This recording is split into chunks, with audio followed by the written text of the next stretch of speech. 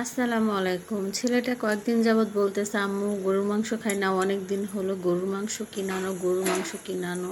তো ছেলের আবদার রাখতে আজকে অল্প একটু গরুর মাংস নিয়ে আসলাম। আমরা মধ্যবিত্ত পরিবার, মন চাইলে গরুর মাংস কিনে আনতে আসলে পারি না, কিন্তু আমার ছেলেটা খুবই মাংস পিয়াসী। যাই হোক, আজকে বাজারে গিয়ে আধা কেজি গরুর মাংস, হাফ কেজি কিনে নিয়ে আসলাম। আর সাথে এনেছি 1 কেজি পোলাওর চাউল।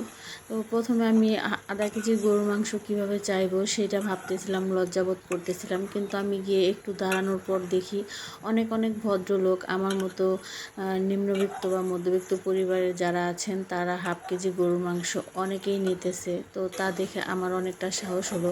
আসলে বাজারের এখন যে অবস্থা, মানুষের পরিস্থিতির যে অবস্থা, এইভাবে হচ্ছে একটু একটু না কিনলে বাচ্চাদেরও খাওয়ানো সম্ভব না। আর আমি দেখেন কত সুন্দর করে কোনো দুধ ছাড়া বা গরম পানি ছাড়া সুন্দর করে পোলাও রান্না করতেছি মাংসর সাথে। এ তো হাফ কেজি মাংস, আজকে আমি মাংস আর আলুটা একসাথেই দিয়ে দিয়েছি। আর আমার পোলাও অনেকেই বলে সেদ্ধ পানি দিয়ে, গরম পানি দিয়ে পোলাও না রান্না করলে নাকি তাদের পোলাও ভালো হয় না, কিন্তু আমি কিন্তু সবসময়ই কাঁচা পানি দিয়েই পোলাও রান্না করি। এই তো পাশের চুলায় হচ্ছে আমার পোলাওটা, আর এদিকে হচ্ছে আমার গরুর মাংস, দুইটা আমি একসাথে দুই পাশে বসিয়ে দিয়েছি। আর গরুর মাংসটাও দেখেন হয়ে আসছে, কষিয়ে নিয়েছি সুন্দর করে, তো তারপর ঝোল দিয়ে নিয়েছি। আর এদিকে আমার পোলাওটাও আলহামদুলিল্লাহ হয়ে এসেছে। তো দেখেন আমার কত সুন্দর ঝরঝরা পোলাও হয়েছে, পোলাওটা হয়ে গেছে।